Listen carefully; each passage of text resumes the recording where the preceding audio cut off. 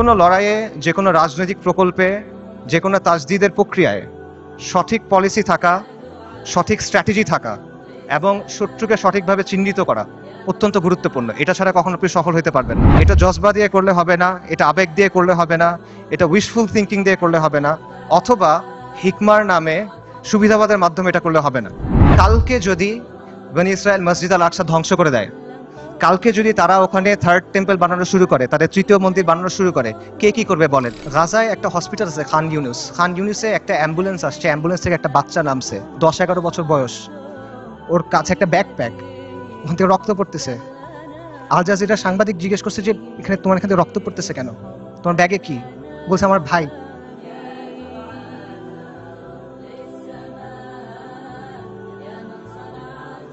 বাচ্চারা, ডাক্তাররা ব্যাগ খুলে দেখছে যে একটা 5 বছর বয়সী বাচ্চার ডেড বডি, পুরা বডি নাই, ছিন্ন বিচ্ছিন্ন বডি। যারা আমাদেরকে হত্যা করতেছে, যারা আমাদের উপর আগ্রাসন চালাচ্ছে, তাদের নিয়ে আমাদের মধ্যে মুগ্ধতা কাজ করে। যারা পরাজিত জাতি, তারা সবসময় বিজয়ী জাতির অনুকরণ করে। ওয়ামা লাকুম লা তুকাতিলুনা ফি সাবিলিল্লাহ, তোমার কি হয়েছে, তোমাদের কি হলো, তোমরা কেন আল্লাহর রাস্তায় কিতাল করতেছো না?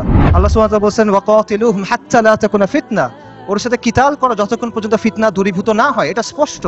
আল-কুদস উমর রাদিয়াল্লাহু আনহুর সময় কিভাবে ফাতা হয়েছে, আল-কুদস সালাহউদ্দিন আইয়ুবীর সময় কিভাবে ফাতা হয়েছে, এগুলোতে মানে জটিলতার কিছু নাই, এটা স্পষ্ট উত্তর। কিন্তু এই উত্তরটা আমরা নিতে পারতেছি না। ইসরায়েলকে সবচেয়ে বেশি সামরিক সমর্থন কে দেয়? আমেরিকা। আসমান থেকে ফেরেশতা নেমে এসে আপনার জন্য জিহাদের দরজা খুলে দিবে না?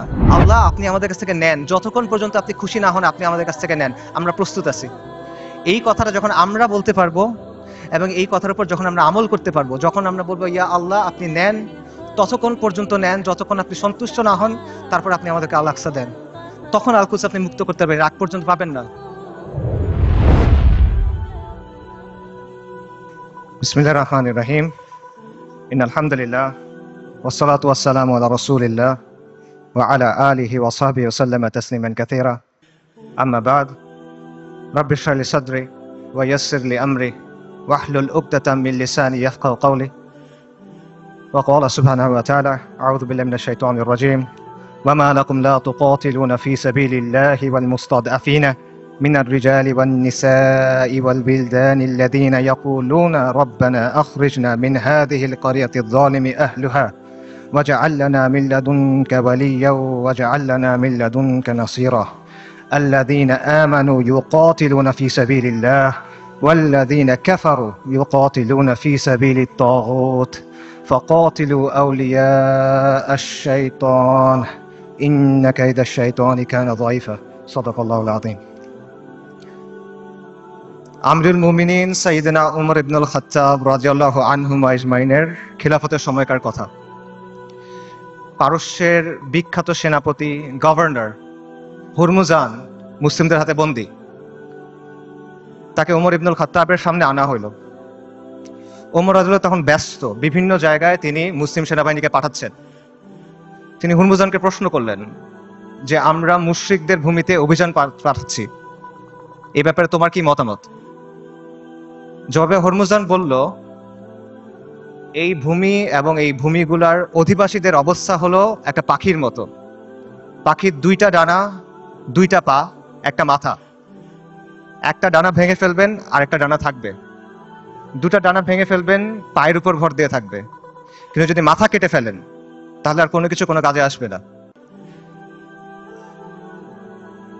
মুসলিমদের শত্রুদের অবস্থা হলো একটা ডানা হলো রোমের কায়সার, রোমের সম্রাট, আরেকটা ডানা হলো পারস্য, 2টা পা আর মাথা হলো খসরু।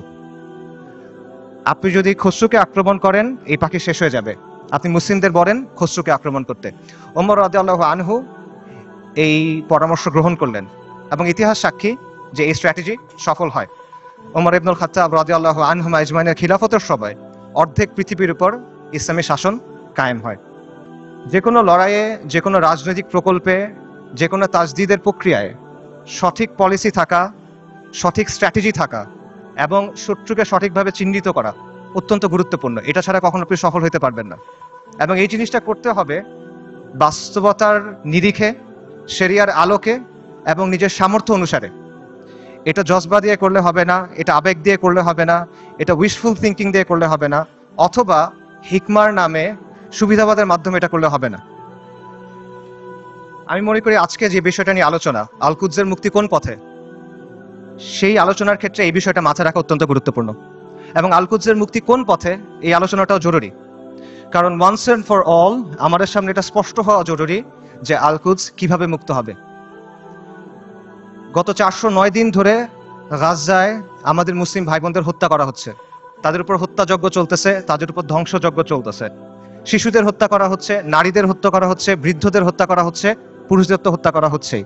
তারা মারা যাচ্ছেন বুলেটের আঘাতে, বোমার আঘাতে, ধ্বংসস্তূপের নিচে চাপা পড়ে, শ্বাসরুদ্ধ হয়ে, জ্যান্ত আগুনে পুড়ে, চিকিৎসার অভাবে, ওষুধের অভাবে, অনাহারে, না খেতে পেয়ে। বাসা বাড়ি থেকে শুরু করে হসপিটাল, ইউনিভার্সিটি, রিফিউজি ক্যাম্প, কোনো কিছু বাকি নাই। ইহুদিরা সব জায়গায় হামলা করতেছে। আমেরিকা, পৃথিবীর top medical journal the Landsat সেটা বলছে যে গাজায় প্রায় 2 লক্ষ মানুষ মারা গেছে, কিন্তু এই সংখ্যাটা নিশ্চিত করা যাচ্ছে না, কারণ লাশগুলো ধ্বংসস্তূপের নিচে চাপা পড়ে আছে। এবং এটা পুরো পৃথিবীর কাছে স্পষ্ট যে ইহুদিরা এখানে একটা গণহত্যা চালাচ্ছে, এথনিক ক্লেন্সিং করতেছে, জাতিগত নিধন এবং জেনোসাইড চালাচ্ছে তারা। খোদ ICJ, international court of justice, তারা বলছে গাজায় যেটা হচ্ছে এটা গণহত্যা হিসেবে কোয়ালিফাই করতে পারে। অ্যান্ড ইয়েট কেউ কিছু করে নাই। এটা সবার চোখের সামনে হচ্ছে, এটা কোনো পাথরের নিচে হচ্ছে না, কোনো গর্তের ভিতরে হচ্ছে না, কোনো অন্ধকার কোনায় হচ্ছে না। এটাকে বলা হচ্ছে the world's most televised genocide. এটা লাইভ স্ট্রিমিং হচ্ছে, আপনি চোখের সামনে দেখছেন কি হচ্ছে, আপনি লাইভ আপডেট পাচ্ছে, বাকি কেউ কিছু করে নাই। আন্তর্জাতিক আইন, মানবাধিকার, আন্তর্জাতিক সম্প্রদায়, জাতিসংঘ কেউ কিছু করে নাই, তারা এখানে নিষ্ক্রিয় দর্শক। আর পশ্চিমা বিশ্ব, আমেরিকা, ইউরোপ, তারা সক্রিয়ভাবে এই গণহত্যায় মদত দিচ্ছে। তারা ইসরায়েলকে অস্ত্র দিচ্ছে, তারা ইসরায়েলকে ফিনান্সিয়ালি হেল্প করতেছে, এবং তারা ইসরায়েলকে কূটনৈতিকভাবে হেল্প করতেছে। আর মুসলিম বিশ্বের মুসলিম বিশ্বের শাসকদের কি অবস্থা? তাদের অবস্থা হলো তারা একদিকে কিছু বিবৃতি দিচ্ছে, আর পেছনে তলে তলে তারা ইসরায়েলের সাথে নর্মালাইজেশন করতেছে। এটা হলো বাস্তবতা। এবং এই সব কিছুর পরে যে কথা, সেটা হলো মসজিদ আল আকসা আজকে বনু ইসরায়েলের দখলে। এটা হলো বাস্তবতা। কালকে যদি বনি ইসরায়েল মসজিদ আল আকসা ধ্বংস করে দেয়, কালকে যদি তারা ওখানে থার্ড টেম্পল বানানো শুরু করে, তাদের তৃতীয় মন্দির বানানো শুরু করে, কে কি করবে বলেন? যাদের কথা এতক্ষণ বললাম, এরা কে কি করবে? কেউ কিচ্ছু করবে না। এটা বাস্তবতা। খালাস, এর চেয়ে খারাপ আর কোনো পরিস্থিতি হইতে পারে না। কাজেই এই অবস্থায় এই প্রশ্নের উত্তরটা আমাদের কাছে স্পষ্ট হওয়া দরকার যে আল কুদসের মুক্তি কোন পথে। এবং এই প্রশ্নের উত্তর কঠিন না, এই প্রশ্নটাও সহজ, প্রশ্নের উত্তরও সহজ। আল্লাহ আজ্জা ওয়া জাল কোরআনে এই প্রশ্নের উত্তর দিয়ে দিয়েছেন। আমাদের ইতিহাস থেকে এই প্রশ্নের উত্তর স্পষ্ট, এবং এই সময়েও, এই যুগেও, সাম্প্রতিক সময়েও এই প্রশ্নের উত্তর অনেকে আমাদের কাছে স্পষ্ট করে দিয়েছেন। কিন্তু স্পষ্ট উত্তর, সহজ উত্তর আমরা সহজে মানতে পারি না। উত্তর অনেক সহজ, উত্তরটা নেওয়া কঠিন। সো এই জন্য এই প্রশ্নের উত্তরটা স্পষ্ট করা দরকার। আমি আসলে এই জন্যই আজকে আসছি। আমার এখানে আসার কথা ছিল না, আই হ্যাড ডিফারেন্ট প্ল্যানস। এই সেমিনারটা আমার অ্যাটেন্ড করার কথা ছিল না। যে কয়টা কারণে অ্যাটেন্ড করা, তার অন্যতম বা প্রধান কারণ হলো যে আমার কাছে মনে হয়েছে আমি অনেক জায়গায় গেছি, অনেক কথা বলছি, বাট এই কথাগুলো বলা হয় নাই, এবং এই কথাগুলো বলা প্রয়োজন। সো এগুলো বলার জন্য আমি আসলে এখানে আসছি। এবং আজকে দেখবেন যে অনুষ্ঠানের যে অন্য টপিকগুলো আছে, সেটার সাথে আমার টপিকটা একটু ডিফারেন্ট। মূল টপিকগুলো হলো যে ইসলামের প্রস্তাবনা, সমাজের ক্ষেত্রে, রাষ্ট্রের ক্ষেত্রে। এই টপিকটা একটু ডিফারেন্ট, কারণ আমি রফিক ভাইকে বলছিলাম যে আমি সেমিনারে আসবো, বাট আমাকে এই টপিকে কথা বলতে দিতে হবে। আমি আসছি দুইটা কারণে। এক হলো আপনাদের সামনে স্পষ্ট করে দেওয়ার জন্য যে আল কুদসের মুক্তি কোন পথে, যাতে আপনাদের কোনো অজুহাত না থাকে, আপনারা যেন পরে গিয়ে বলতে না পারেন কেউ আমাদেরকে বলে নাই, আমরা জানতাম না, আমরা বুঝি নাই। এই অজুহাতটা সরায় নেওয়ার জন্য আসছি।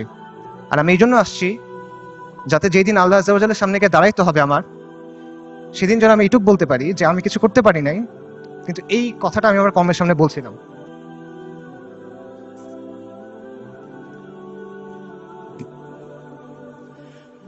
আল কুদসের মুক্তি কোন পথে, এই আলোচনাটা ঢুকার আগে কয়েকটা বিষয় একটু ক্লিয়ার করা দরকার। একটা বিষয় হলো যে শত্রুর নির্মমতা বা শত্রুর নিষ্ঠুরতা, এটা আসলে এখানে মূল সমস্যা না। কারণ এর চেয়েও নির্মম, এর চেয়েও নিষ্ঠুর ঘটনা আমাদের ইতিহাসে ঘটছে, এই উম্মার সাথেই ঘটছে। প্রথম ক্রুসেডের কথা চিন্তা করেন, যখন খ্রিস্টানরা, ক্রুসেডাররা জেরুজালেম দখল করে নিল 1099 সালের জুলাইয়ের 15 তারিখ, আজকে থেকে 925 বছর আগের কথা। খ্রিস্টান ইতিহাসবিদরা লিখছে যে তারা এমনভাবে ম্যাসাকার করছে যে রাস্তায় কিছু কিছু জায়গায় পায়ের গোলারি পর্যন্ত মানুষের রক্ত ছিল, আর কিছু কিছু জায়গায় রক্ত ছিল হাঁটু পর্যন্ত, মুসলিমদের রক্ত। এবং তারা জেরুজালেম পর্যন্ত যাওয়ার সময় যতগুলো শহর পার হয়েছে প্রত্যেকটা শহরে ম্যাসাকার করছে, রেপ করছে, লুট করছে, আর্সন করছে, আগুন লাগাই দিছে। এবং এখানেই শেষ না, তারা ক্যানিবালিজম করছে। ক্যানিবালিজম বুঝেন? মানুষের মাংস খাওয়া। এটা ঐতিহাসিকভাবে প্রমাণিত। সিরিয়ার উত্তর পশ্চিমে একটা শহর আছে আল মারাতুন নুমান। এই শহরে 1098 সালে খ্রিস্টান হিস্টোরিয়ানদের লেখার মধ্যে আসে যে তারা মুসলিমদের লাশ সিদ্ধ করে খাইছে, বড়দের লাশ, প্রাপ্তবয়স্কদের লাশ এবং শিশুদের লাশ স্পিড রোস্ট করছে। স্পিড রোস্ট মানে বোঝেন? একটা বড় লোহার শিক থাকে, সেই শিকের মধ্যে একটা জন্তুকে এফর ওফর করা হয়, মনে করেন একটা কবুতর বা একটা মুরগি। তারপর এটা আগুনের উপর ঝুলানো হয় শিকটা, তারপর এটা ঘুরানো হয়, তখন আগুনটা ঝলসায় মাংসটা রান্না হয়। আপনারা অনেক সময় দেখবেন যে গ্রিল চিকেন এভাবে রান্না করে। এইভাবে মুসলিমদের শিশুদের রান্না করে খাইছে। আমি বানায় বলতেছি না। ক্যানিবলস অ্যান্ড ক্রুসেডার্স একাডেমিক পেপার আছে, খুঁজে দেখেন, সেখানে প্রাইমারি সোর্স দেওয়া আছে, 12টা খ্রিস্টান সোর্স থেকে এটা প্রমাণিত। এই ঘটনা আমাদের সাথে ঘটছে। তাতারদের কথা চিন্তা করেন, বলা হয় যে মঙ্গলরা যখন বাগদাদ আক্রমণ করছিল 40 দিন পর্যন্ত মুসলিমদের হত্যা করছে। দজলা নদীর পানি লাল আর কালো হয়ে গেছে। লাল হলো মুসলিমদের রক্তে, কালো হলো সবকিছু পুরাই দিছে, ছাই গিয়ে নদীর পানিতে মিশছে, পানি কালো হয়ে গেছে। নবী সাল্লাল্লাহু আলাইহি ওয়াসাল্লামের সময়ের কথা চিন্তা করেন। খাব্বাব ইবনে আরাদ রাদিয়াল্লাহু তাআলা আনহু, তিনি রাসূলুল্লাহ সাল্লাল্লাহু আলাইহি ওয়াসাল্লামের সাথে এসে যখন কথা বলতেছেন, রাসূলুল্লাহ বলতেছেন যে তোমাদের আগে এমন উম্মাত ছিল যাদের হাড় থেকে মাংস লোহার চিরুনি দিয়ে আলাদা করা হয়েছে, তাদের মাথা থেকে দ্বিখণ্ডিত করা হয়েছে, এবং সাহাবীদের উপর তো অনেক অত্যাচার নির্যাতন হয়েছে, এটা আমরা জানি। কাজেই অত্যাচার নির্যাতন এটা এখানে মূল ইস্যুটা না। আমার কথা ভুল বুঝবেন না, আমি বলতেছি না যে আমাদের গাজার ভাই বোনরা তারা যেই কুরবানি করতেছেন, যে কষ্ট করতেছে, আমি এটা ডাউন প্লে করতেছি না। I am saying this just to put this things into perspective. মানে বিষয়টা বোঝা যে এইটা আগে ঘটেনি এমন না, এরকম ঘটনা আগেও ঘটছে। সমস্যা এখানে না, সমস্যা অন্য জায়গায়। সমস্যাটা হলো যে ক্রুসেডারদের সময় যখন আগ্রাসন হয়েছে, তাতারদের সময় যখন আগ্রাসন হয়েছে, তখন মুসলিমরা ক্রুসেডারদের সামরিক শক্তিকে সমীহ করত। তারা তাতারদের যে হিংস্রতা, এটা নিয়ে কনসার্ন ছিল, কিন্তু ওদের নিয়ে ফ্যাসিনেশন ছিল না, তাদের নিয়ে মুগ্ধতা ছিল না। আপনি তাদের লেখা যদি পড়ে দেখেন, দেখবেন যে ক্রুসেডের সময় যেসব মুসলিম হিস্টোরিয়ানরা লিখছেন, তারা ক্রুসেডারদের নিয়ে মজা করতেছে যে তাদের কাজকর্ম এমন কেন, তাদের বিশ্বাস এমন কেন, তাদের কালচার এমন কেন। তাতারদের সময় একটা বিখ্যাত ঘটনা আছে, অনেক আলেমদের আলোচনায় শুনবেন, যে হুলাকু খানের মেয়ে, বলা হয় হুলাকু খানের মেয়ে, তাতারদের নেতার মেয়ে বাগদাদ শহরে বের হয়েছে। সে একজন আলেমকে দেখছে, তাকে গিয়ে প্রশ্ন করতেছে, এই তোমাদের কোরআনে না লেখা আছে আল্লাহ তোমাদের বিজয়ী করবেন, আল্লাহ তোমাদের কর্তৃত্ব দিবেন, তোমরা সম্মানিত হবা? আর এটা কোরআন তো ভুল, কারণ আমরা তোমাদের উপরে কর্তৃত্ব করতেছি, তোমরা আমাদের অধীনস্থ। তখন সেই আলেম বলছেন যে রাখাল যখন ভেড়া নিয়ে যায় তখন সাথে কিছু কুকুর নিয়ে যায়, গার্ড ডগস। কেন নেয়? কারণ ভেড়া যখন পাল থেকে বের হয়ে যায় তখন কুকুর ছেড়ে দিতে হয়, কুকুরের ধাওয়া খেয়ে ভেড়াগুলো আবার পালে ফেরত আসে। তোমরা তাতাররা হলো এই কুকুর, আল্লাহ তোমাদেরকে পাঠাইছেন কারণ আমরা দিন থেকে সরে গেছি, তোমাদের ধাওয়া খেয়ে আমরা দিনের দিকে যখন ফিরবো তখন যিনি তোমাদের ছাড়ছেন তিনি তোমাদের আবার বেঁধে ফেলবেন। সুবহানাল্লাহ। আন্ডারস্ট্যান্ডিংটা খুব ক্লিয়ার। তাদের মধ্যে অনুশোচনা ছিল, দুঃখ ছিল, কিন্তু কোনো কনফিউশন ছিল না, শত্রুকে নিয়ে মুগ্ধতা ছিল না। তারা এটা ক্লিয়ার ছিল যে আমরা দিন থেকে সরছি, এই জন্য আজকে আমাদের এই অবস্থা, আমাদের দিনে ফেরত আসতে হবে। কিন্তু আমাদের আজকের কি অবস্থা? আমাদের অবস্থাটা কমপ্লিটলি ডিফারেন্ট। যারা আমাদেরকে হত্যা করতেছে, যারা আমাদের উপর আগ্রাসন চালাচ্ছে, তাদের নিয়ে আমাদের মধ্যে মুগ্ধতা কাজ করে, তাদের নিয়ে আমাদের মধ্যে ফ্যাসিনেশন কাজ করে, এবং আমরা মনে করি যে আমরা আরো বেশি করে কুফারের মতো হইতে হবে, আমাদের কুফারের অনুকরণ করতে হবে, তাহলে মনে হয় আমরা জিততে পারবো, তাহলে মনে হয় আমাদের দুরবস্থা যাবে। এবং আমরা মনে করি যে কুফারের যে তন্ত্রমন্ত্র আছে, কুফারের যে বাদ মতবাদ আছে, এগুলোর মাধ্যমে মনে হয় দিনের খেদমত হবে। আমরা এটা চিন্তা করতেছি। এগুলো কেন হচ্ছে? কারণ শত্রুর দিন নিয়ে আমাদের মধ্যে মুগ্ধতা আছে, আর আমাদের দিন নিয়ে আমাদের মধ্যে আছে হীনম্মন্যতা। ইবনু খালদুন একটা কথা বলছেন যে the vanquish always imitates the victor. যারা পরাজিত জাতি তারা সবসময় বিজয়ী জাতির অনুকরণ করে। এক্স্যাক্টলি সেম জিনিসটা এখানে হচ্ছে। ক্রুসেডের সময়, মঙ্গলদের আগ্রাসনের সময় আমরা সামরিক এবং রাজনৈতিকভাবে পরাজিত ছিলাম, কিন্তু আদর্শিকভাবে পরাজিত ছিলাম না। এখন আমরা সামরিক রাজনৈতিকভাবে পরাজিত, আমরা আদর্শিকভাবে পরাজিত, আমরা মনস্তাত্ত্বিকভাবে পরাজিত। এই কারণে সহজ যে উত্তর, সহজ যে সমাধান, এটা আমরা গ্রহণ করতে পারি না। আল-কুদসের মুক্তি কোন পথে হবে? আল-কুদসের মুক্তি হবে জিহাদের মাধ্যমে, কিতালের মাধ্যমে, তরবারির ধারালো অগ্রভাগ দিয়ে আল-কুদস মুক্ত হবে, আর কোনো কিছু দিয়ে হবে না। আল্লাহ আযজা ওয়া জাল কোরআনে বলছেন আল-কুদসের জন্য আপনার করণীয় কি?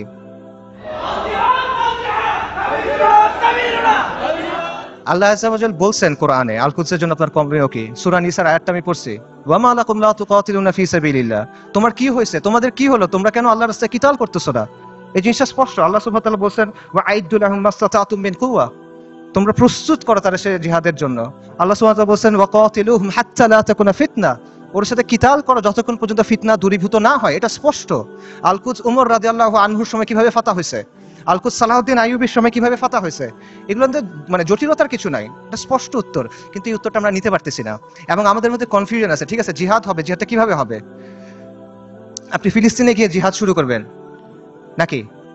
ওমর রাদিয়াল্লাহু আনহুর সময় কি ফিলিস্তিনে জিহাদ শুরু হয়েছিল, নাকি ফিলিস্তিনে গিয়ে জিহাদ শেষ হয়েছিল? সালাহউদ্দিন আল আইয়ুবীর সময় জিহাদ কি ফিলিস্তিনের দরজায় শুরু হয়েছিল, না জিহাদ ফিলিস্তিনের ভেতরে গিয়ে শেষ হয়েছিল? এই প্রশ্নগুলোর উত্তর সোজা।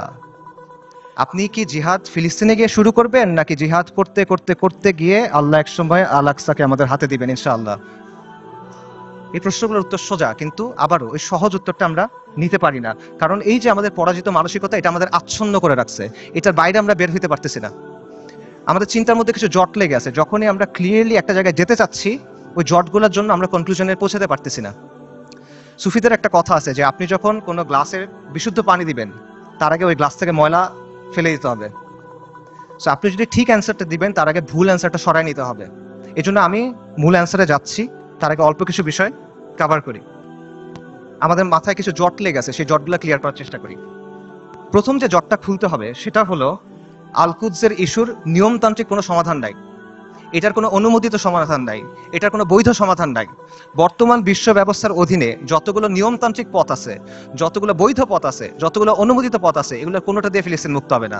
আর যেই পথে ফিলিস্তিন মুক্ত হবে, আল কুদস মুক্ত হবে, এটা কোনোদিনও এই বিশ্ব ব্যবস্থায় বৈধ পথ হবে না।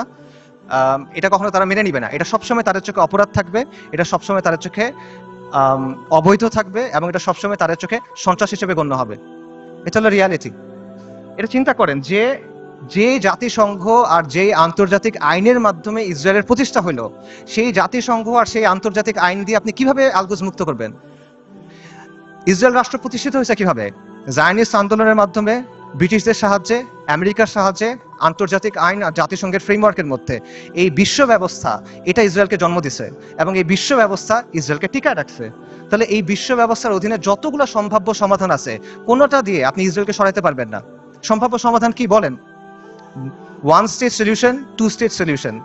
একটা রাষ্ট্র হবে ইহুদি রাষ্ট্র, সেখানে সবাই থাকবে, অথবা একটা ইহুদি রাষ্ট্র, একটা ফিলিস্তিনি রাষ্ট্র। এই তো সলিউশন। দুই ক্ষেত্রে তো ইসরায়েল থাকতেছে, খালি সীমানার হেরফের হচ্ছে।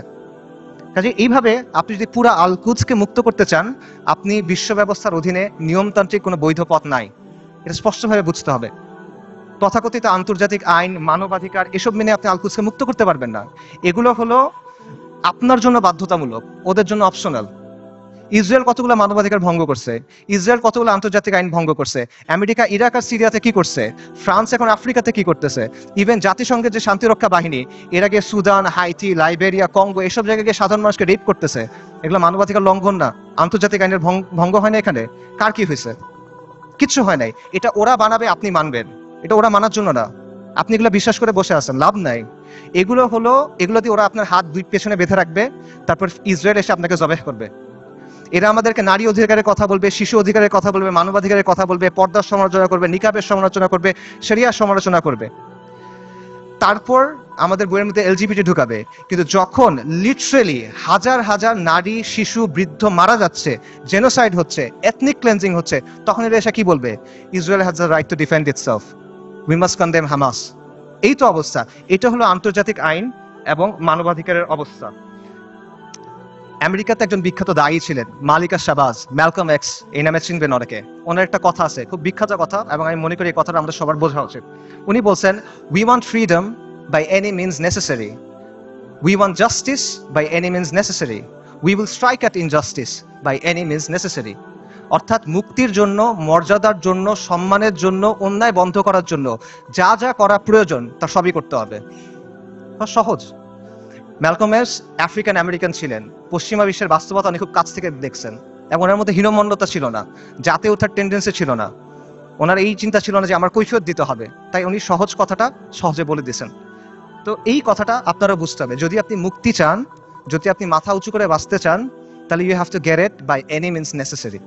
এটা মাথার মধ্যে গেঁথে নেন, এটা মনের মধ্যে খোদাই করে নেন যে আন্তর্জাতিক আইন, জাতিসংঘ, মানবাধিকার এগুলা মেনে কিয়ামত পর্যন্ত আপনি আল আকসাকে মুক্ত করতে পারবেন না। এটা অনেকে বুঝবেন, ঠিক আছে, জাতিসংঘ দিয়ে আল আকসা মুক্ত হবে না, তাহলে মুক্ত হবে কিভাবে? অনেকগুলো মুসলিম দেশ আছে, এই মুসলিম দেশগুলোকে আমাদের সামাজিক অর্থনৈতিকভাবে শক্তিশালী করতে হবে, সামরিকভাবে শক্তিশালী করতে হবে, তাহলে মনে কোনো এক সময় আল-কুদস মুক্ত হয়ে যাবে। না, এভাবেও হবে না। এরকম রাষ্ট্র যেগুলো আছে গত 1 বছরে তারা কি করছে বলেন? এরকম কিছু রাষ্ট্রের নাম বলেন। ইউএই, কাতার, সৌদি আরেবিয়া, তুরস্ক, এরা এই রাস্তাতেই আছে, তাই না? আচ্ছা, তারা কি করছে বলেন? সর্বপ্রথম যে রাষ্ট্র ইসরায়েলের সাথে নর্মালাইজেশন করছে, প্রথম যে রাষ্ট্রগুলো করছে তার মধ্যে একটা হলো ইউএই। ইসরায়েলকে সবচেয়ে বেশি অস্ত্র সাপ্লাই দেয় আমেরিকা। সেই অস্ত্র ইসরায়েলে পৌঁছায় কিভাবে? যে রুটগুলো ব্যবহার হয়ে পৌঁছায় তার একটা হলো কাতারে। গাজায় যে অস্ত্র দিয়ে আপনার ভাই বোনকে হত্যা করা হচ্ছে, সেই অস্ত্র এসে প্রথমে পৌঁছাচ্ছে কাতারে। সৌদি আরব কি করতেছে? একদিকে পেছনে নর্মালাইজেশনের চেষ্টা করতেছে, আরেকদিকে মরুভূমির মধ্যে কনসার্ট হচ্ছে। ইসরায়েলের চ্যানেল 13 একটা প্রতিবেদন আছে, সেখানে বলা হয়েছে যে যখন লোহিত সাগরে ব্লকেট দিল হুথিরা, ইয়েমেনের হুথিরা যখন লোহিত সাগরে ব্লকেট দিল, তখন ইসরায়েলে কার্গো গেছে কিভাবে? দুবাই, জর্ডান এবং সৌদি আরবের মধ্য দিয়ে। আর যারা এগুলোর বিরুদ্ধে কথা বলার মতো মানুষ, সেই হকপন্থী ওলেমায়ে কেরাম, শত শত ওলেমায়ে কেরাম গত 7-8 বছর ধরে তাদের জেলে। আর তুরস্কের কথা আপনি বলবেন, মানে তুরস্কের অনেক রেটরিক আছে, অনেক কথা তুরস্কের বিরুদ্ধে বললে অনেকে মন খারাপ করেন। আমাকে বলেন যে তুরস্কের বাস্তবতা কি? তুরস্ক কি করছে আমাকে বলেন। তুরস্কের বাস্তবতা হলো তুরস্ক নেটো সদস্য। তুরস্কের বাস্তবতা হলো তুরস্কের মিলিটারি আইডিএফ এর সাথে জয়েন্ট মিলিটারি এক্সারসাইজ করে। সো আপনি যদি মনে করেন যে এইটার মাধ্যমে হবে, এটা আসলে অবাস্তব চিন্তা ভাবনা। এই রাষ্ট্রগুলো, এই শাসনগুলো আন্তর্জাতিক বিশ্ব ব্যবস্থার অংশ, এগুলোর সাথে আপোষ করে তারা টিকে থাকে। এবং আধুনিক মুসলিম রাষ্ট্রগুলো, তথাকথিত মুসলিম রাষ্ট্রগুলোর যে শাসন ব্যবস্থা, এটা হলো ঔপনিবেশিক শাসন ব্যবস্থার ধারাবাহিকতা। আমাদের এখানে ইসলামী শাসন ছিল, ফিরিঙ্গিরা এসে তাদের শাসন ব্যবস্থা চাপাই দিছে, এখন এই রাষ্ট্র এবং এই শাসকরা সেটাই কন্টিনিউ করতেছে। এটা হলো রিয়ালিটি। কাজে বিশ্ব ব্যবস্থা যদি দুর্বল হয়, এই শাসকদের মস্তক কেঁপে উঠবে। এবং বিশেষ করে আরবের যে রাজতন্ত্রগুলো আছে বা মনার্কিগুলো আছে, তারা ক্ষমতায় আছে এবং টিকে আছে প্রথমে ব্রিটেনের সাথে আপোষ করার মাধ্যমে, এখন আমেরিকার সাথে আপোষ করার মাধ্যমে। এগুলো বাস্তবতা, এই বাস্তবতা অস্বীকার করার কোনো সুযোগ নেই, এগুলো ঐতিহাসিকভাবে প্রমাণিত সত্য কথা। কাজেই এরা কখনোই এমন কোনো কাজ করবে না যেটা এই বিশ্ব ব্যবস্থার বিরুদ্ধে চায়। তারা যদি আন্তরিকভাবে চায়ও, তাহলে তারা এটা করতে পারবে না। তারা অ্যাট বেস্ট এটা ম্যানেজ করতে পারবে, এবং এটি তারা চেষ্টা করে ম্যানেজ করা, যে 2 লক্ষ মানুষ মারা গেছে, আমরা একটা বিবৃতি দিব, এইটুকুই তারা করবে। এইটাই ম্যানেজ করার চেষ্টা করবে তারা। কাজেই এটা সত্য, মুসলিমদেরকে অর্থনৈতিকভাবে শক্তিশালী হতে হবে, রাজনৈতিকভাবে শক্তিশালী হতে হবে, সামরিকভাবে শক্তিশালী হতে হবে, কোনো প্রশ্ন নাই, কিন্তু পরাধীন অবস্থায় না। আমরা মনে করি আমরা স্বাধীন হয়েছি, আমরা স্বাধীন হই নাই, আমরা এখনো পরাধীন অবস্থায় আছি। পরাধীন অবস্থায় আপনার জিডিপি যত হোক, আপনার রাস্তা যত সুন্দর হোক, আপনার দেশে যত স্কাইস্ক্রেপার থাকুক, ইট ডাজন্ট ম্যাটার। আপনি পরাধীন, ওই টাকা আপনার হাতে নাই, ওই অস্ত্র আপনার হাতে নাই, ওই শক্তি আপনার হাতে নাই। সো এই বিষয়টা বুঝতে হবে যে আপনি আগে মুক্ত হইতে হবে, তারপরে এই শক্তি। এবং এখানে আরেকটা পজিশন আছে, অনেকে যেটা মনে করেন যে ঠিক আছে, জাতিসংঘ দিয়ে হবে না, মুসলিম রাষ্ট্র দিয়ে হবে না, কিন্তু মুসলিম সেনাবাহিনীগুলো দিয়ে হবে। এই সেনাবাহিনীগুলো, বিশেষ করে আরবের যে সেনাবাহিনীগুলো আছে, ফিলিস্তিনের কাছাকাছি যে সেনাবাহিনীগুলো আছে, এরা হয়তোবা সাহায্য করবে। এবং আপনারা দেখবেন যে যখনই এই ম্যাসাকারগুলো হয়, ইসরায়েল তো পিরিয়ডিক্যালি এটা করে, কিছুদিন পরপরই এটা হয়, তখনই এরকম হ্যাশট্যাগ থাকে, যেমন আর্মিস টু আল আকসা, যে আর্মিগুলো আগে আল আকসাকে মুক্ত করবে। এটা অবাস্তব চিন্তা ভাই। আমি আপনাকে ইয়েমেনের তাগুত আলী আব্দুল্লাহ সালের একটা কথা বলি। আলী আব্দুল্লাহ সালে একবার বলছে একটা সাক্ষাৎকারে যে এইসব আর্মির কাজ হলো মানুষকে দমন করা। যদি জনগণ আমার বিরুদ্ধে বিদ্রোহ করে, আমি আর্মি দিয়ে জনগণকে দমন করব। এর বাইরে এদের আর কোনো কাজ নাই, এটা শোর জন্য। জনগণকে রক্ষা করা এই সেনাবাহিনীর কাজ না। এটা হলো আলী আব্দুল্লাহ সালের কথা। সে একটা মিথ্যাবাদী, কিন্তু সে এখানে সত্য বলছে। এটি হলো বাস্তবতা। আপনি দেখেন যে এই আর্মিগুলোকে প্রশিক্ষণ দেওয়া হয়েছে, অস্ত্র দেওয়া হয়েছে, অর্থায়ন করেছে কেন? এই আরব শাসকদের মস্তক টিকায় রাখার জন্য এবং মুসলিমদের পায়ের নিচে রাখার জন্য, ইসলামকে দমন করার জন্য। এটা হলো বাস্তবতা। এবং এই আর্মিগুলো আসলে যাবে কেমনে আল আকসা পর্যন্ত বলেন তো? ইসরায়েলের চারপাশে যে দেশগুলো আছে, এগুলো তো ইসরায়েলকে রক্ষা করতেছে। আপনি যাবেন কেমনে ওখানে? আপনি তো বাংলাদেশ থেকে যেতে পারবেন না ওখানে, তাই না? আপনার ওই জায়গার থেকেই ওখানে যেতে হবে। তো তারা যাবে এটা কেমনে? এবং যখন আপনি যে বলতেছেন এই আর্মিগুলো ক্ষমতা নিবে বা তারা কাজ করবে, এগুলো তো অলরেডি হয়েছে, এটার বাস্তবতা আমরা দেখছি। মিশরে কি হয়েছে জামাল আব্দুল নাসেরের সময়? জামাল আব্দুল নাসের ইখওয়ানুল মুসলিমিন বা মুসলিম ব্রাদারহুডের সাথে একটা ওয়াদা করছিল, কোরআনের উপর হাত রেখে সে ওয়াদা করছে যে মুসলিম ব্রাদারহুড রাস্তায় আন্দোলন করবে, রাজপথে আন্দোলন করবে, জনমত গঠন করবে। জামাল আব্দুল নাসের আর তার বন্ধুরা সেনাবাহিনীর মধ্যে কু করবে, সামরিক অভ্যুত্থান করবে। তারপর তারা ক্ষমতায় যাবে, ক্ষমতায় গিয়ে কোরআনের শাসন প্রতিষ্ঠা করবে। কোরআনের উপর হাত রেখে ওয়াদা করছে, কু হয়েছে, মুসলিম ব্রাদারহুড তার ওয়াদা পূরণ করছে, সে ক্ষমতায় গেছে, ক্ষমতায় গিয়ে কি করছে, গায়রুল্লাহর আইন দিয়ে শাসন করছে, মুসলিম ব্রাদারহুডকে জবে করছে। উস্তাদ সাইদ কুতুব রাহিমাহুল্লাহ সহ অনেক মানুষকে তারা শহীদ করে দিছে। এটা হলো বাস্তবতা। এরা যখন আসে তখন কি করে, এটা চোখের সামনে আসে। কাজেই আরব রাষ্ট্রগুলো বা এই রাষ্ট্রগুলোর যে শাসন ব্যবস্থা, যে শাসকরা আছে, এরা হলো ইসরায়েলের ঘনিষ্ঠতম মিত্র। আর এই বাহিনীগুলো হয় ইসরায়েলের বর্ডার গার্ড অথবা জাতিসংঘের ভাড়াটে সৈন্য। এটা হলো বাস্তবতা। সো এদেরকে দিয়ে আপনি ফিলিস্তিন মুক্ত করবেন, এটা ডিলিউশন ভাই। এবার আসেন ইরানের কথায়। আমরা অনেকে মনে করি যে ইরান ফিলিস্তিনকে মুক্ত করবে। আল কুদসের মুক্তি ইরানের মূল উদ্দেশ্য না। ইরানের মূল উদ্দেশ্য হলো মধ্যপ্রাচ্যে শিয়াদের যে ক্ষমতা, এটা বৃদ্ধি করা, শিয়া অ্যাক্সিস বলে যেটাকে। এবং এটা সে করবে অ্যাট ইয়োর কস্ট। একটা কথা আছে গেম থিওরিতে, জিরো সাম গেম, যে তার শক্তি যত বাড়বে আপনার শক্তি তত কমবে। এটা বাস্তবতা। ইরানের সাথে ইসরায়েলের স্বার্থের দ্বন্দ্ব আছে, ইরানের সাথে আমেরিকার স্বার্থের দ্বন্দ্ব আছে, কিন্তু তার মানে কিন্তু ইরানের সাথে আপনারও দ্বন্দ্ব আছে। যে ইরান আজকে ফিলিস্তিনের মুক্তি করার জন্য বুলি আওড়াচ্ছে, তারাই আজকে সিরিয়াতে আহলুস সুন্নাহ ওয়াল জামাকে হত্যা করতেছে, তারাই আজকে আহওয়াজে আহলুস সুন্নাহ ওয়াল জামাকে হত্যা করতেছে, তারা ইরাকে আহলুস সুন্নাহ ওয়াল জামাকে হত্যা করছে, এখন নির্যাতন করতেছে। এটা হলো বাস্তবতা। ইরানের স্বার্থ আর আহলুস সুন্নাহ ওয়াল জামার স্বার্থ কখনোই এক না। ইরান সক্রিয়ভাবে এই মুহূর্তে আহলুস সুন্নাহ ওয়াল জামার সাথে যুদ্ধে লিপ্ত। এই মুহূর্তে, আগে কখনো ছিল, পরে কখনো এগুলো বলছে না, অ্যাট দিস মোমেন্ট তারা আমাদের সাথে যুদ্ধে লিপ্ত, অ্যাট দিস মোমেন্ট তারা আমাদের হত্যা করতেছে। আমেরিকা যখন আফগানিস্তানে আক্রমণ করছে, আমেরিকা যখন ইরাকে আক্রমণ করছে, ইরান তাদেরকে সহায়তা করছে। এটা তাদের মুখের কথা, এটা আমি বানায় বলতেছি না, আপনারা গিয়ে চেক করেন। মুহাম্মদ খাতামি ইরানের প্রেসিডেন্ট ছিল 97 থেকে 2005 পর্যন্ত সম্ভবত। তার একটা বক্তব্য আছে যে তালিবানের বিরুদ্ধে আমরা আমেরিকাকে সাহায্য করছি, স্পষ্ট বক্তব্য আছে তাদের, এগুলো লুকোছাপার কিছু না। এবং সবচেয়ে বড় যে বিষয়টা, ইরানের ব্যাপারে সতর্ক হওয়ার সবচেয়ে বড় কারণ হলো যে তাদের সাথে আমাদের আকীদার দ্বন্দ্ব আছে, তাওহীদের ব্যাপারে দ্বন্দ্ব আছে। তারা আল্লাহর উলুহিয়াত, আল্লাহর রুবুবিয়াত, আল্লাহর সিফাতের ব্যাপারে শিরক করে। তারা আমাদের মা আয়েশা রাদিয়াল্লাহু তাআলা আনহার ব্যাপারে জঘন্য কথা বলে, যেটা কোনোদিন কিয়ামত পর্যন্ত মানা সম্ভব না আমাদের পক্ষে।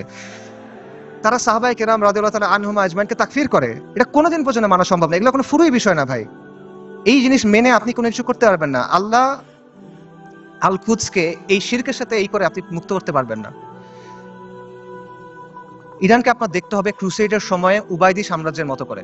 ক্রুসেডের সময়ে একটা সাম্রাজ্য ছিল, উবাইদি সাম্রাজ্য। এটাকে আপনারা অনেকে ফাতেমি খিলাফত নামে চিনেন। এরা আকীদাতে ছিল ইসমাইলি শিয়া, মানে ইমামি শিয়াদের চেয়েও খারাপ, বাতেনি এরা, ইসমাইলি শিয়া। তারাও জেরুজালেমকে মুক্ত করার কথা বলতো, তারাও ঐক্যের কথা বলতো, কিন্তু ইতিহাস খুলে দেখেন তাদের ভূমিকা কি ছিল, আহলুস সুন্নাহর সাথে তাদের ভূমিকাটা কি ছিল, এটা ইতিহাস খুলে দেখেন। এবং এটা শুধু তখন না, এখনো এবং এর আগেও ছিল এরকমই। কাজেই ইরানকে আপনার উবাইদিদের একটা আধুনিক সংস্করণ হিসেবে দেখতে হবে। তবে credit where credit is due, ইরানের কিছু অর্জন আছে যেটা আমাদের নাই, এটা আপনার স্বীকার করতে হবে। শিয়া স্বার্থের জন্য গত 4 দশকে ইরান যেটা করতে পারছে, কোনো সুন্নি শক্তি সেটা এখনো করতে পারে নাই, এটা বাস্তবতা। শিয়াদের আছে একটা রাষ্ট্র আছে, তাদের একটা জিওপলিটিক্যাল প্রজেক্ট আছে। মধ্যপ্রাচ্যে আহলুস সুন্নাহর এরকম কোনো কিছু এখনো নাই। বৈশ্বিকভাবে ফিলিস্তিন ইস্যু ব্যবহার করে ইরান প্রতিরোধের একটা রেটরিক তৈরি করছে, এক ধরনের সফট পাওয়ার তৈরি করছে। এটা আমরা তৈরি করতে পারি নাই, এগুলো বাস্তবতা। এই ক্রেডিট তাকে আপনি দেন, এই অর্জন স্বীকার করেন, কোনো সমস্যা নাই। কিন্তু এই রেটরিকে মজে গিয়ে আপনি মনে করেন না যে তারা হলো উম্মার অগ্রসেনারী, আপনি মনে করেন না যে সে এসে আপনার সহযোগী হবে। এটা যদি আমরা মনে করি তাহলে এটা ভুল হবে, এবং এই ভুলের মাসুল আমাদের দিতে হবে। আরেকটা বিষয় মাথায় রাখেন, সেটা হলো আল কুদস পবিত্র, এটা ইসলাম ছাড়া আর কোনো কিছু দিয়ে মুক্ত হবে না। বাংলাদেশে একটা দল আছে জাসদ, জাতীয় সমাজতান্ত্রিক দল। 80-র দশকে এই দলের অনেক মানুষ ফিলিস্তিনে গেছিল লড়াই করতে, আপনারা জানেন কিনা আমি জানি না। মেজর জলিলের নাম শুনছেন, উনি জাসদের সাথে ছিল, ওনার মাধ্যমে অনেকে তখন সেখানে গিয়ে লড়াই করছিল। এই যে ইয়াসির আরাফাতদের যে দল ছিল পিএলও, এটার সাথে তারা ওখানে গিয়ে লড়াই করছিল, এগুলো ডকুমেন্টেড। তো এই জাসদ বা এই পিএলওর হাতে আল্লাহ কখনো আল কুদসের মুক্তি দিবেন না। মূলহিত কমিউনিস্ট সেকুলারিস্ট ন্যাশনালিস্টদের হাতে আল্লাহ আল কুদসকে দিবেন না। আল কুদস মানে কি? আল কুদস মানে পবিত্র, পবিত্র জিনিস মানুষ আল্লাহ অপবিত্রদের হাতে দিবেন না, অসম্ভব। যেই বিজয় আল্লাহ প্রথমে দিচ্ছেন আল ফারুকের কাছে রাদিয়াল্লাহু আন, যেই বিজয় আল্লাহ দিচ্ছেন সালাহউদ্দিনের কাছে, এটা আল্লাহ কোনো কমিউনিস্টকে দিবেন না, এটা আল্লাহ কোনো জাতীয়তাবাদীকে দিবেন না। এটা যদি মুক্ত হয়, এটা ইসলামের নামে মুক্ত হবে। যতদিন পর্যন্ত ইসলামের নাম না আসবে, এটা যদি আপনি বাহ্যিকভাবে মনে হয় মুক্ত হয়েছে, তাও এটা আসলে মুক্ত হবে না। এবং এখানে এটাও বুঝেন যে ফিলিস্তিনের মানুষরা নিজে নিজে আল-কুদসকে মুক্ত করতে পারবে না। ঠিক আছে, আমরা সবাই ফিলিস্তিনের জিহাদ সমর্থন করি, সবাই সমর্থন করে, এটা কমিউনিস্টরাও সমর্থন করে, কিন্তু ফিলিস্তিনের মানুষ নিজেরা, গাজার মানুষ খালি গাজাতে লড়াই করতেছে, আল-কুদস মুক্ত হবে না। পশ্চিম তীরের মানুষ পশ্চিম তীরে লড়াই করতেছে, ফিলিস্তিন মুক্ত হবে না, এটা সম্ভব না। উমর রাদিয়াল্লাহু আনহুর সময় আবারও চিন্তা করেন, ইতিহাসের কথা চিন্তা করেন, ফিলিস্তিন কি ভেতর থেকে মুক্ত হয়েছিল না বাইরে থেকে গিয়ে মুক্ত করা হয়েছিল? সালাউদ্দিন আর আইয়ুবের সময় চিন্তা করেন, ফিলিস্তিন ভেতর থেকে মুক্ত হয়েছিল না বাইরে থেকে গিয়ে মুক্ত করা হয়েছিল? বাইরে থেকে মুক্ত করতে হবে। এক্স্যাক্টলি এখন আপনার তাই করতে হবে, বাইরে থেকে যোদ্ধা বাহিনী গিয়ে ফিলিস্তিনকে মুক্ত করে আনতে হবে। কিন্তু এখানে সমস্যাটা হলো যে বাইরে থেকে যে যারা যাবে, তারা যাবেটা কিভাবে? ইসরায়েল একটা 4-5 লেয়ারের সিকিউরিটি কমপ্লেক্সের ভেতরে বসে আছে। সহজ করে বলি, ইসরায়েল যেতে হলে আপনার 4টা বা 5টা পাহাড় টপকাইতে হবে। এভাবে চিন্তা করেন, মনে করেন আফ্রিকার কোনো অঞ্চলে আপনি টাইম মেশিনে করে সালাউদ্দিন আল আইয়ুবী এবং নুরুদ্দিন জিঙ্গি রাহিমাহুমুল্লাহ তাদেরকে নিয়ে আসলেন, তাদের বাহিনীকে নিয়ে আসলেন, তাদেরকে অত্যাধুনিক অস্ত্র দিলেন এবং তাদের একটা মিশন দিলেন, তোমাদের কাজ হলো আবার জেরুজালেম মুক্ত করো, আগে একবার করছিলে আবার করো। তারা যদি এই কাজটা করতে চায়, তাদেরকে কে বাধা দিবে চিন্তা করেন। প্রথমে ওইখানকার তথাকথিত মুসলিম শাসক বাধা দিবে, তাদের বাহিনী বাধা দিবে, সেই শাসকদের কিছু অনুগত নামধারী আলেম থাকবে, তারা বাধা দিবে, তারা বলবে এরা খারিজি, তারা বলবে এরা তাকফিরি, তারা বলবে এরা উগ্র, তারা বলবে এরা বাঘি।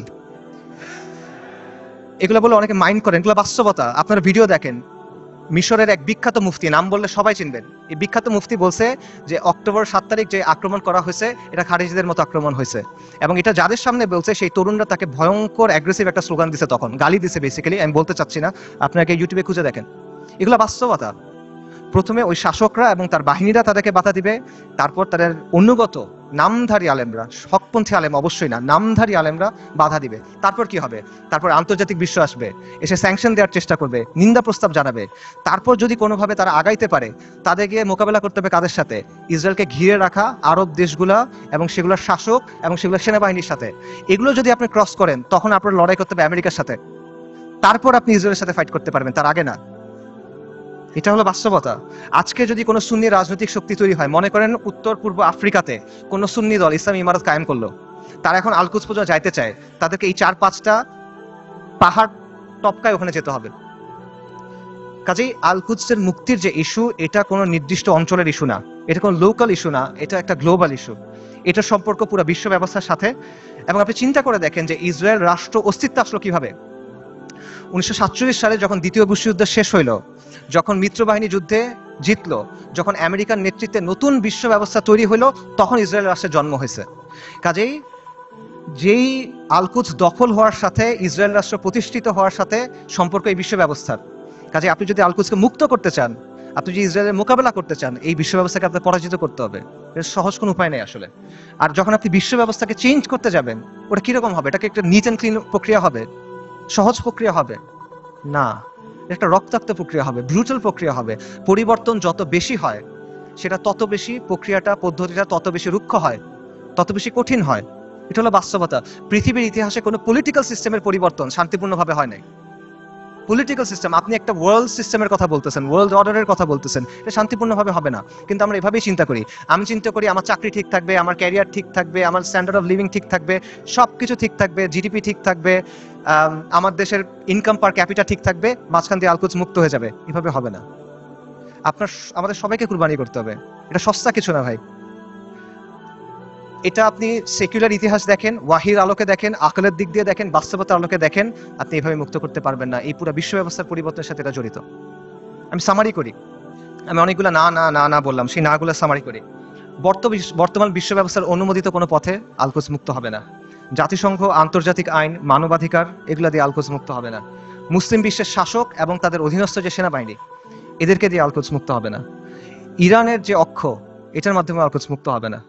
আল-কুদসের অধিবাসীরা একা একা নিজেরা চেষ্টা করে ভেতর থেকে আল-কুদসকে মুক্ত করতে পারবে না, তাকে অবশ্যই বাইরে থেকে হেল্প করতে হবে। কিন্তু বাইরে থেকে কেউ যদি হেল্প করতে যায়, তারা 4 থেকে 5টা পাহাড় ডিঙায় যেতে হবে।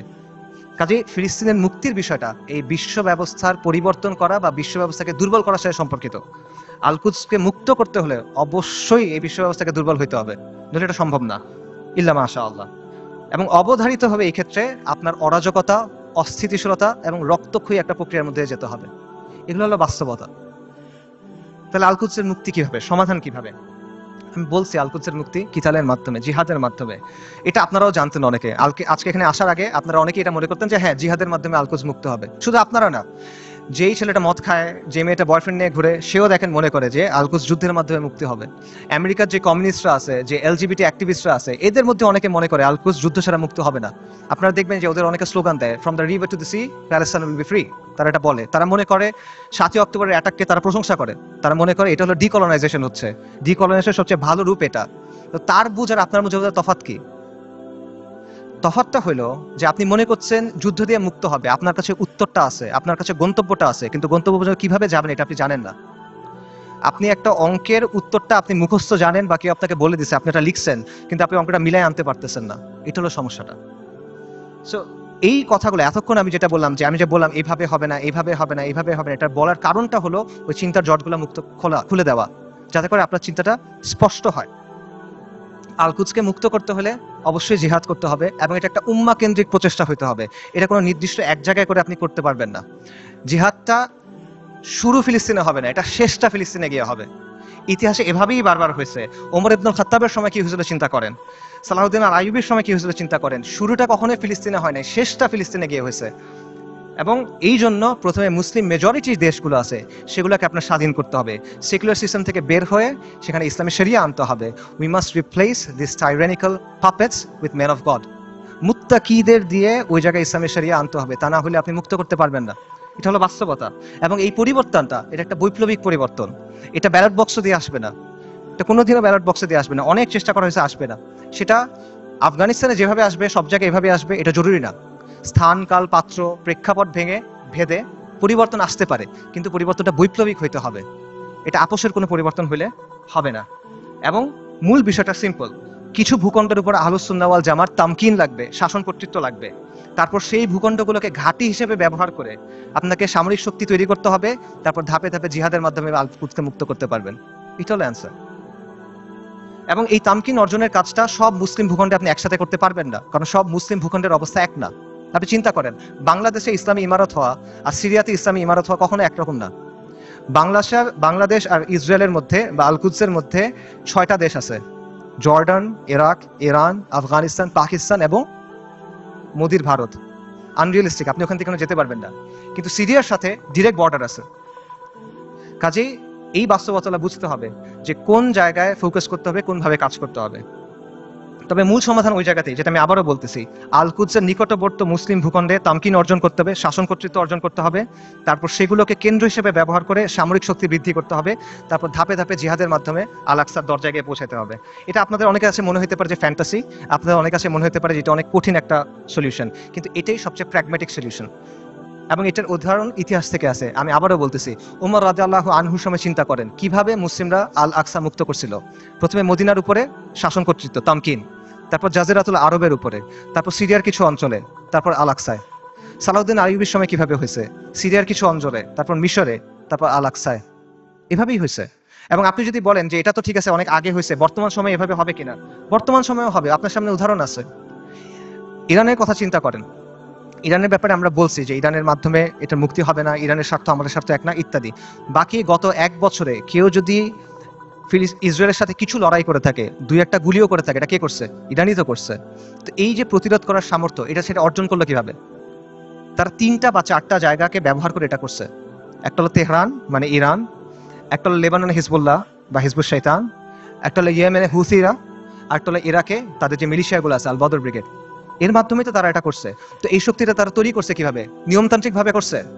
আমাদের অনেক ভাই একই সাথে নিয়মতান্ত্রিক পদ্ধতির ফ্যান, আবার তারা ইরানেরও ফ্যান। এই জিনিসটা সায়েন্স আমি এখনো বুঝতে পারি নাই। ইরানের এই ক্ষমতাটা তৈরি হয়েছে কিভাবে? 79-এ একটা বিপ্লবের মাধ্যমে খোমেনি ক্ষমতায় আসছে। তারপর 80-র দশকে তারা লেবাননে গিয়ে IRGC, যেটা ইসলামিক রেভলিউশনারি গার্ড কর্পস, ঠিক আছে, ইরানের যেটা, তারা গিয়ে লেবাননের যে শিয়া ফ্যাকশন গুলো ছিল সেগুলোকে একত্রিত করছে, তাদেরকে প্রশিক্ষণ দিছে, তাদেরকে ট্রেনিং দিছে। এইটা পরবর্তী থেকে হিজবুল্লাহতে পরিণত হয়েছে। এবং হিজবুল্লাহ কি কোনো নিয়মতান্ত্রিক দল? এটা একটা ডেজিগনেটেড টেররিস্ট অর্গানাইজেশন। খুঁজে দেখেন ইয়েমেনে হুথিরা কিভাবে তৈরি হয়েছে। হুথিদেরকে গিয়ে অর্থ দিছে, প্রশিক্ষণ দিছে, অস্ত্র দিছে কারা? ইরান। হুথিরা কি ডেজিগনেটেড টেররিস্ট দল? সো এই বাস্তবতা আপনার চোখের সামনে আছে, এবং এটা কোনোটা কিন্তু নিয়মতান্ত্রিক মাধ্যমে হয় নাই।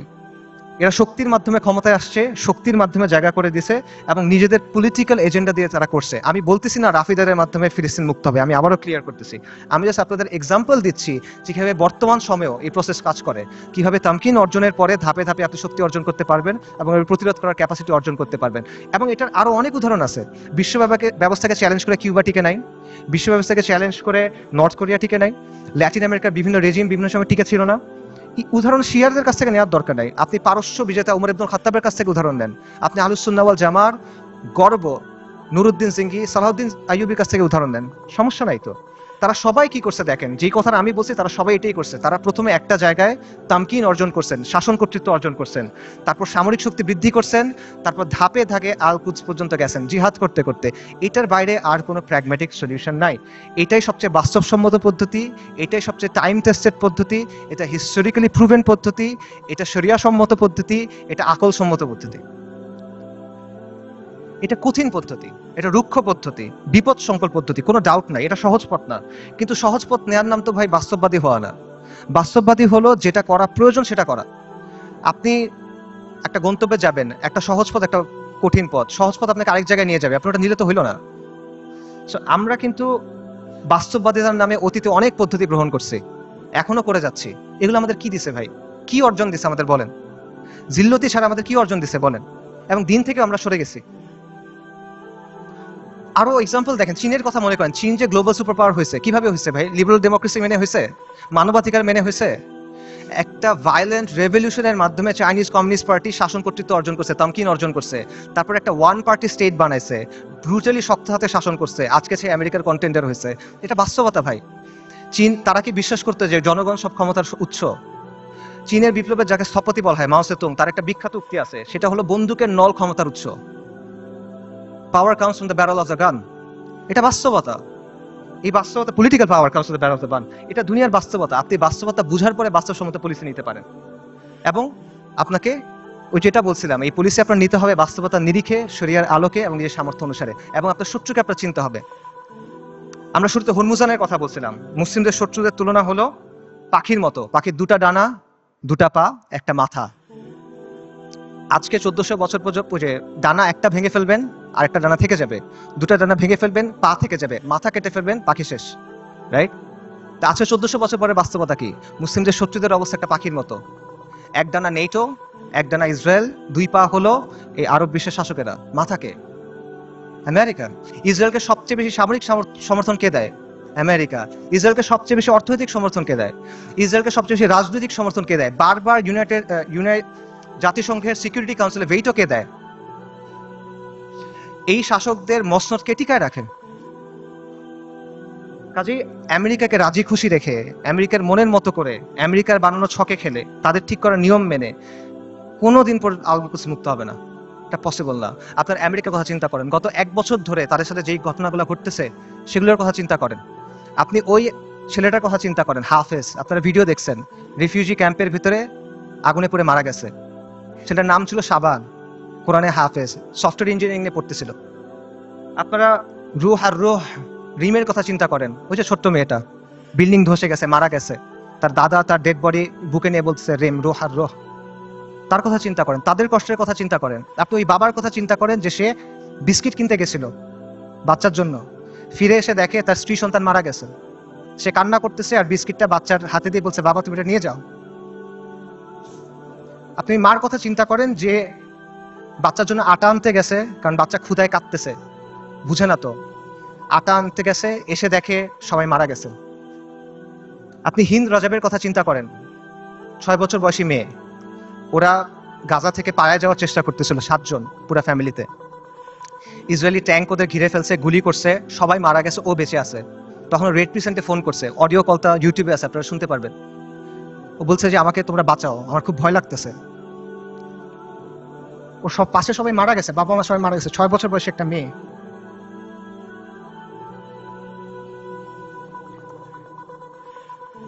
এবং শেষ পর্যন্ত 12 দিন পরে ওর ডেড বডি যখন পাওয়া গেছে, দেখা গেছে ওর পুরো ফ্যামিলির ডেড বডি, আর ওর আশেপাশে যে প্যারামেডিক গুলা ওকে বাঁচাতে আসছিল তারাও মারা গেছে, তাদেরকে মেরে ফেলছে ইসরায়েলিরা।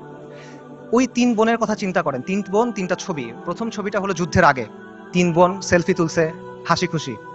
পরের ছবিটা হলো যুদ্ধের সময়, 2 বোন, পেছনে ধ্বংসস্তূপ, 1 বোন মারা গেছে। পরের ছবি 1 বোন, তার হাতে একটা বড় পলিথিন, গার্বেজ ডিসপোজাল ব্যাগ আছে না, কালো রঙের বড় পলিথিন, ওরকম বড় পলিথিন। পলিথিনে কি? তার বোনের ডেড বডি, পুরো বডি নাই, ছিন্ন বিচ্ছিন্ন হয়ে গেছে ওই ডেড বডি। গাজায় একটা হসপিটাল আছে খান ইউনুস, খান ইউনুসে একটা অ্যাম্বুলেন্স আসছে, অ্যাম্বুলেন্স থেকে একটা বাচ্চা নামছে, 10-11 বছর বয়স, ওর কাছে একটা ব্যাকপ্যাক, ওখান থেকে রক্ত পড়তেছে। আল জাজিরা সাংবাদিক জিজ্ঞেস করছে যে এখানে তোমার এখান থেকে রক্ত পড়তেছে কেন, তোমার ব্যাগে কি? বলছে আমার ভাই।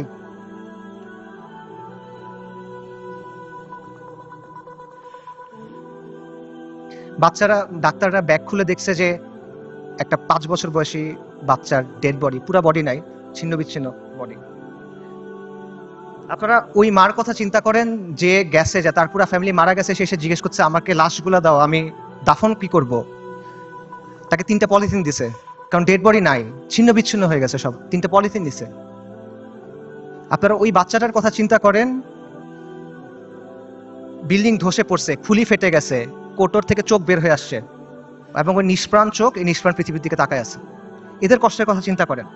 এই কষ্ট শুধু তাদের, কষ্ট আমাদের না। আমরা না এক উম্মা, এক উম্মা এক দেহের মতো, এরকম না? আমাদের স্পষ্ট করে না ওই কষ্ট। এই যে কষ্টটা কি আমাদের যে কষ্টটা হবে তার চেয়ে বেশি কষ্ট? আমাদের যে কষ্ট ওটা কি এর চেয়ে বেশি কষ্ট? যদি এটা বেশি কষ্ট মনে হয় তাহলে আমি আরেকটা কষ্টের কথা বলি, এটা শোনেন। ওই দিনের কথা মনে করেন যেদিন আল্লাহর সামনে আপনাকে দাঁড়াতে হবে। ইদা দুক্কাতিল আরদু আরদান দাক্কান দাক্কা ওয়া জাআ রাব্বুক ওয়াল মালাকু সাফফান সাফফা ওয়া জিআ ইয়াওমাইযিন বিজাহান্নাম। পৃথিবী চূর্ণ বিচূর্ণ হয়ে যাবে, বালির মতো হয়ে যাবে। আপনার প্রতিপালক আসবেন এবং মালাইকারা আসবে সারিবদ্ধভাবে, এবং জাহান্নামকে আপনার সামনে আনা হবে। ওই দিন আল্লাহ আপনাকে প্রশ্ন করবেন, আমাদেরকে প্রশ্ন করবেন, কি জবাব দিবেন আল্লাহকে বলেন? ফায়াউমাইযিন লা ইউআযযিবু আযাবাহু আহাদ ওয়া লা ইউসিকু ওয়াসাকাহু আহাদ। আল্লাহ ওই দিন যেভাবে আযাব দিবেন ওভাবে আর কেউ দেয়া নাই। আল্লাহ ওই দিন যেভাবে বাঁধবেন ওভাবে আর কেউ বাঁধে নাই। কি বলবেন আল্লাহকে তখন? আল্লাহ আপনাকে যদি জিজ্ঞেস করেন তুমি কি করছিলে, আপনি কি জবাব দিবেন বলেন? এই কষ্ট বেশি না দুনিয়াতে আপনার যে কষ্ট হবে সেটা বেশি?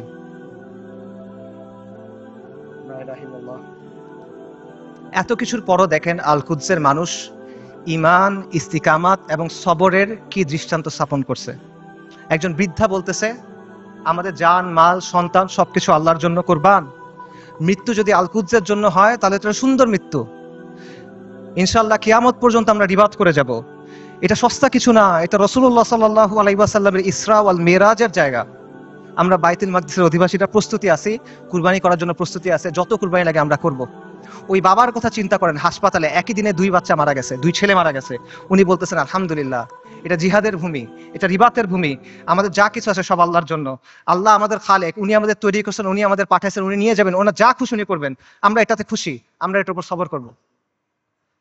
বান্দা যখন বিপদের মধ্যে পড়ে, ওলামায়ে কেরাম হাদিসের আলোকে বলছেন যে বান্দা যখন বিপদের মধ্যে পড়ে তখন আল্লাহ এটার মাধ্যমে তার সগীরা গুনাহগুলো মাফ করে দেন অথবা তাকে পরিশুদ্ধ করেন, কারণ আল্লাহ তাকে আখিরাতে বড় পুরস্কার দিতে চান। আমি মনে করি আমাদের গাজার ভাই বোনদের সাথে, ফিলিস্তিনের ভাই বোনদের সাথে এই বিষয়টাই হইতেছে।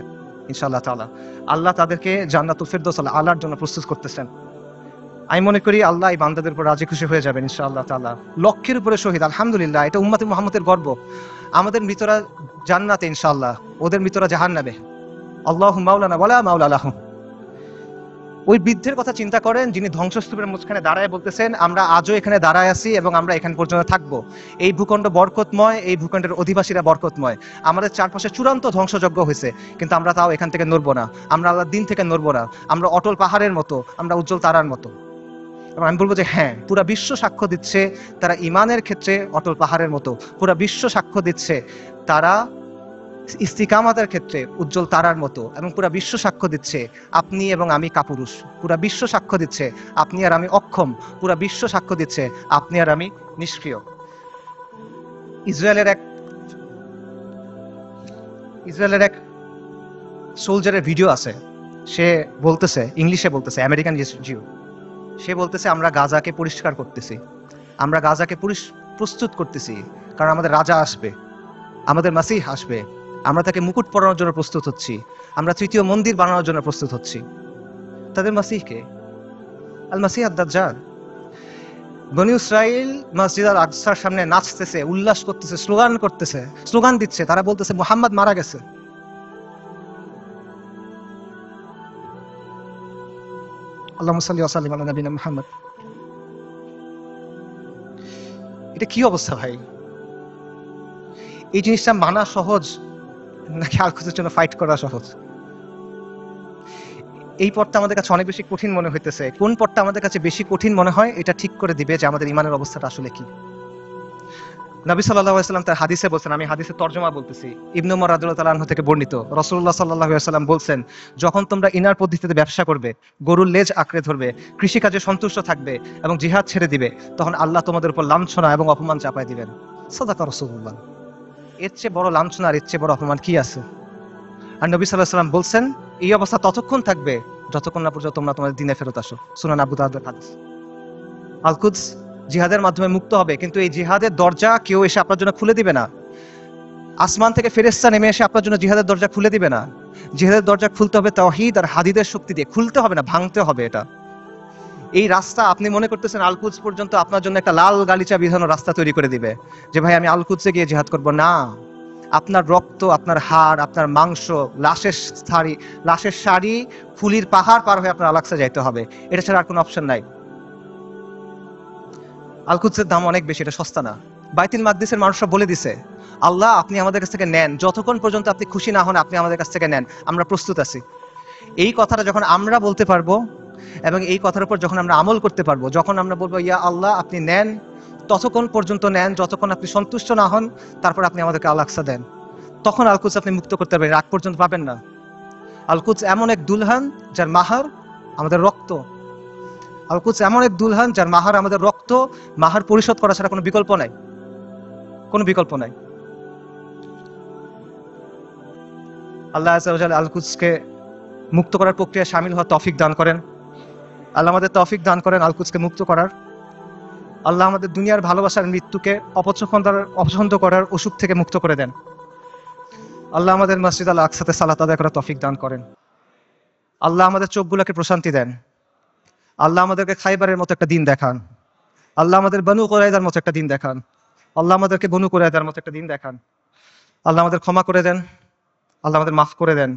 আল্লাহ আমাদের নিফাক দূর করে দেন। আল্লাহ আমাদের নিষ্ক্রিয়তা দূর করে দেন। আল্লাহুম্মা মানসুরুল মুজাহিদিন ফি ফিলিস্তিন। আল্লাহুম্মা মানসুরুল মুজাহিদিন ফি গাজ্জা। আল্লাহুম্মা মানসুরুল মুজাহিদিন ফি বিলাদিশ শাম। আল্লাহুম্মা মানসুরুল মুজাহিদিন ফিল ইয়ামান। আল্লাহুম্মা মানসুরুল মুজাহিদিন ফিস সোমাল। আল্লাহুম্মা মানসুরুল মুজাহিদিন ফি কুল্লি মাকান। আল্লাহুম্মা রযুকনি শাহাদাতান ফি সাবিলিক। আল্লাহুম্মা রযুকনি শাহাদাতান ফি সাবিলিক। আল্লাহুম্মা ইন্নী আসআলুকা কাতলান ফি সাবিলিক। আল্লাহুম্মা ইন্নী আসআলুকা